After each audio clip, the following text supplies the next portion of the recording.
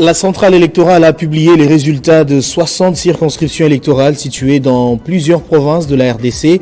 Bien que partiels, ces résultats placent très largement en tête, avec plus de 80%, le chef de l'État sortant, Félix-Antoine Tshisekedi Tshilombo.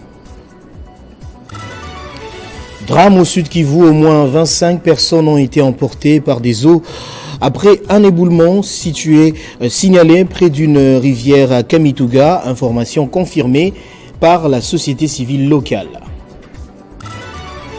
En justice, l'opposant et allié de Moïse Katumbi, Franck Diongo, est convoqué au parquet général près la cour d'appel de Kinshasa-Gombe ce mardi. Les faits infractionnels lui reprochés seront communiqués sur place, à en croire la convocation signée par le substitut du procureur général.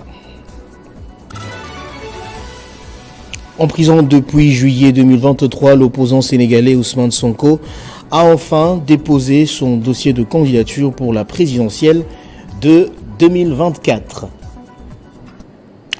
Essentiel de l'actualité sur Télé 50, bienvenue à tous. La Commission électorale nationale indépendante continue de divulguer les résultats de la présidentielle du 20 et 21 décembre dernier.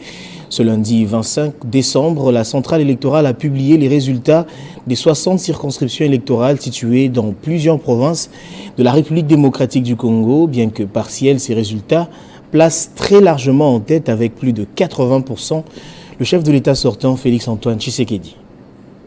La soirée électorale de ce lundi 25 décembre 2023 au centre Bossolo a été plus prolifique. Pour la première fois, la Commission électorale nationale indépendante a présenté les résultats partiels des 60 circonscriptions électorales disséminées à travers le pays.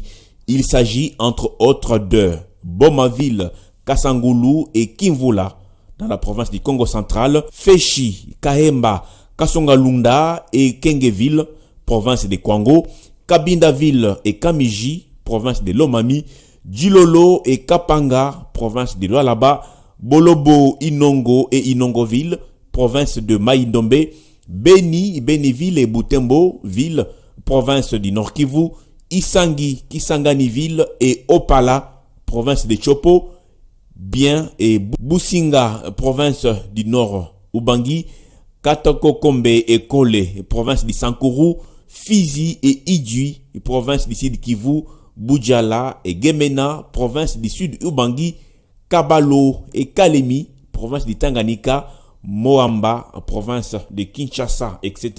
Les résultats annoncés jusqu'à présent portent sur 1 876 827 votants sur un total de près de 44 millions d'électeurs inscrits dans ces pays d'environ 100 millions d'habitants. À ce stade du décompte des voix, Félix Tshisekedi, candidat à sa propre succession, réalise, selon la CENI, un score de 81,4%, suivi de Moïse Katumbi, 15,18%, et Martin Fayoulou, avec 1,2%. Pour Denis Kadima, président de la CENI, les résultats à mi-parcours publiés par son institution sont crédibles. Les résultats que vous voyez derrière moi là, on n'y a pas touché. On n'a pas touché. Donc c'est 100% que vous voyez là, ce n'est pas touché. C'est-à-dire nous avons promis la transparence, nous avons promis l'intégrité du processus et nous le faisons. Ce qui arrive au niveau du terrain, c'est très déplorable, mais c'est quelque chose que nous devons tous condamner. Nous devons travailler contre ce genre de pratiques, sinon les gens ne croiront plus aux élections. La centrale électorale continue la publication partielle des résultats, bien que dans certains coins du pays, les votes se poursuivent. Denis Kadima explique cela par le fait que tout Congolais a droit d'opérer son choix sur les décideurs. Les cas de vote tardif, c'est simplement parce que nous tenons à ce que chaque Congolais participe. Parce que c'est en fait, vous l'avez dit, c'est le processus des Congolais, ce n'est pas le processus de la CENI. Alors la CENI ne peut pas juste décider d'arrêter et toutes ces personnes seront frustrées. Et ces personnes ont un choix à opérer et nous devons leur donner cette occasion. C'est ça le rôle fondamental de la CENI. La CENI n'a pas encore communiqué sur le taux de participation au scrutin combiné du 20 décembre. Elle continue de publier progressivement depuis le vendredi 22 décembre les résultats partiels de l'élection présidentielle organisée en même temps que les législatives nationales et provinciales ainsi que pour les conseillers municipaux. Pour toutes ces dernières élections, les résultats seront publiés plus tard. Le président de la Commission électorale nationale indépendante a répondu aux déclarations du cardinal Ambongo qualifiant les élections du 20 décembre d'un gigantesque désordre organisé.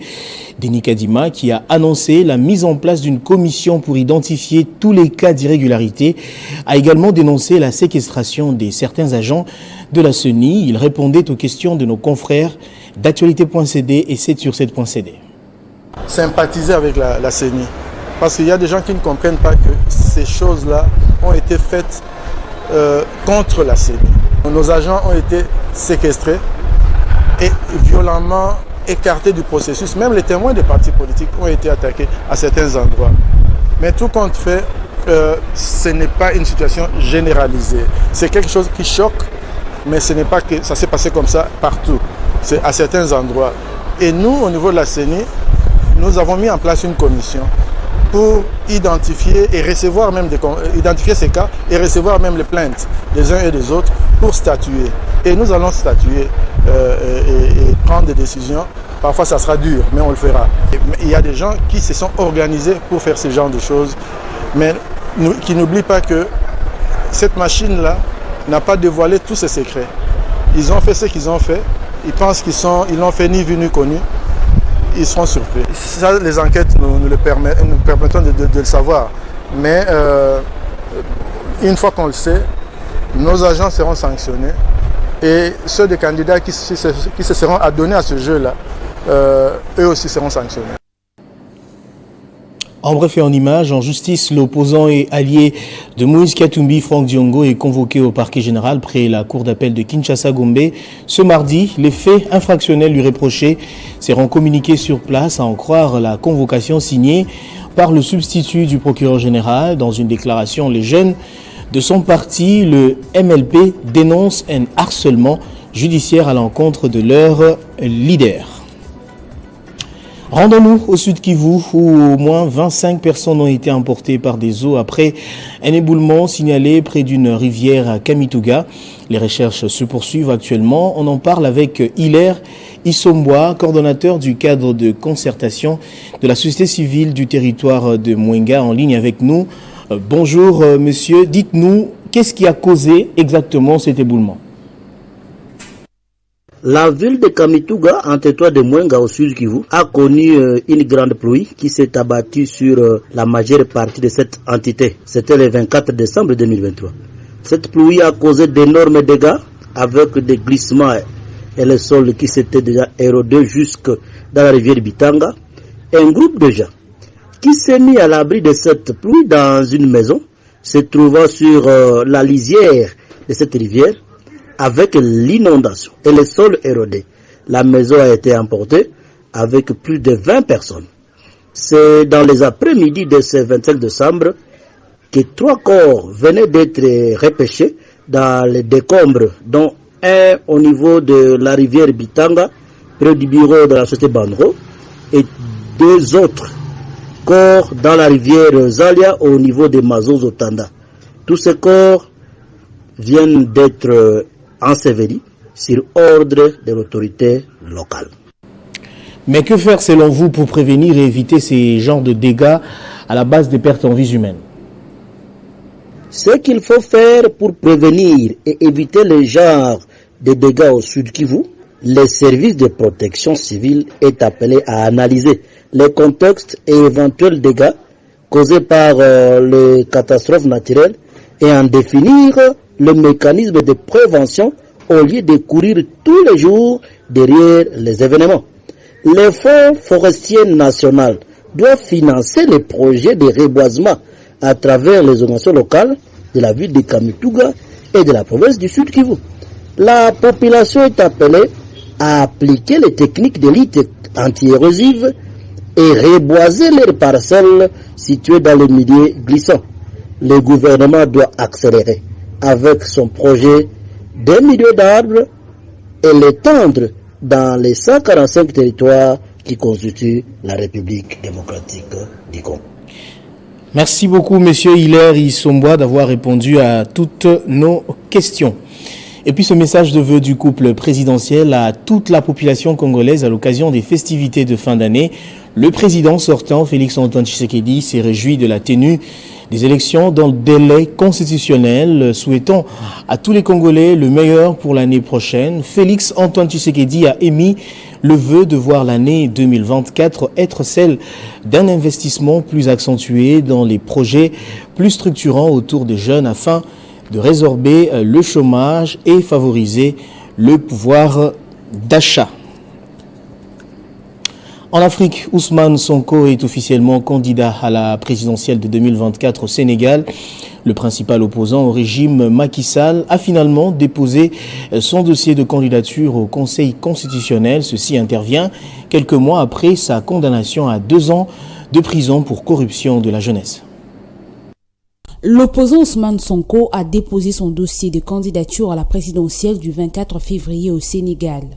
Selon le mandataire du leader du PASTEF dissous, le dossier de candidature du principal opposant au régime de Macky Sall a été déposé au Conseil constitutionnel. Un dossier qui ne comprend pas la quittance de versement de la caution électorale en raison du refus de la caisse de dépôt et consignation de délivrer cette importante pièce à l'opposant. En prison depuis plusieurs mois, Ousmane Sonko, qui avait été radié des listes électorales après sa condamnation, avait saisi la justice. Le tribunal de grande instance de Dakar avait ordonné le 14 décembre 2023 sa réinscription sur les listes électorales. Une décision qui a remis le maire des Ziguinchor en lice pour la présidentielle de 2024. Après la réception de toutes les candidatures, les 7 sages passeront le mercredi 27 décembre à la vérification et contrôle des dossiers de candidature composés des 10 pièces dont le plus populaire sont les quitus des dépôts, des 30 millions de francs CFA de caution, le contrôle des parrainages et bien d'autres. Ensuite, s'ensuivra le jeudi 28 décembre le tirage au sort pour déterminer l'ordre des passages de représentants des candidats pour le contrôle par l'application des parrainages requis. Si le dossier des candidatures du leader du PASTEF est accepté, il devra se mesurer entre autres à Amadou Ba, candidat du président sortant.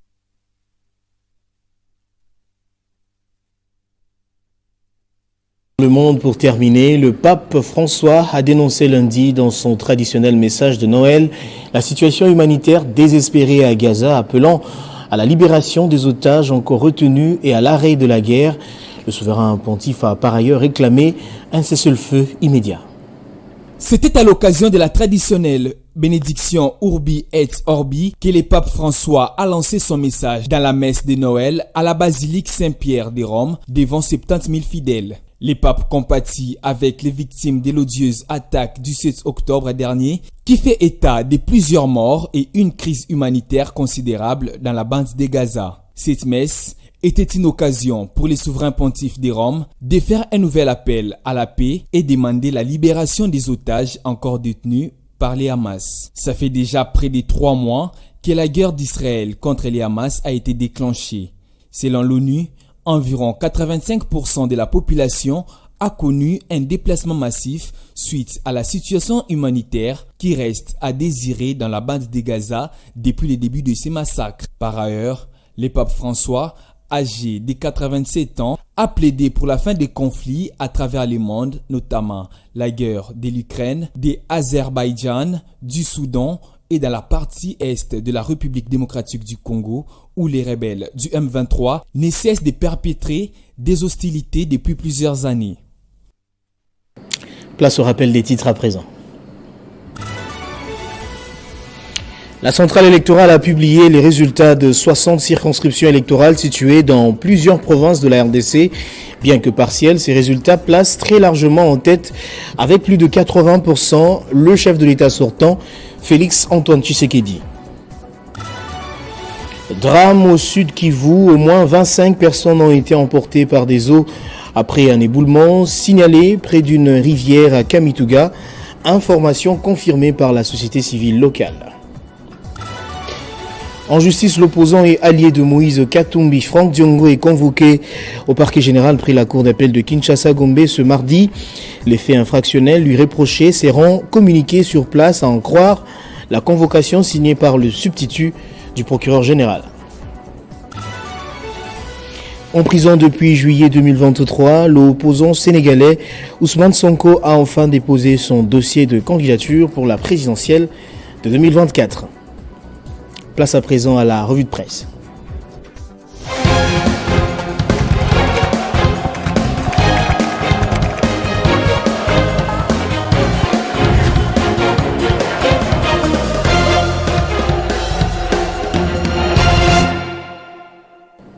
La revue de presse de ce mardi, c'est avec Héritier Ntambwa qui me rejoint sur ce plateau et à qui j'ai dit bonjour et bienvenue, monsieur. Merci beaucoup, Christian, et salutations respectueuses à toutes ces personnes qui nous suivent de partout.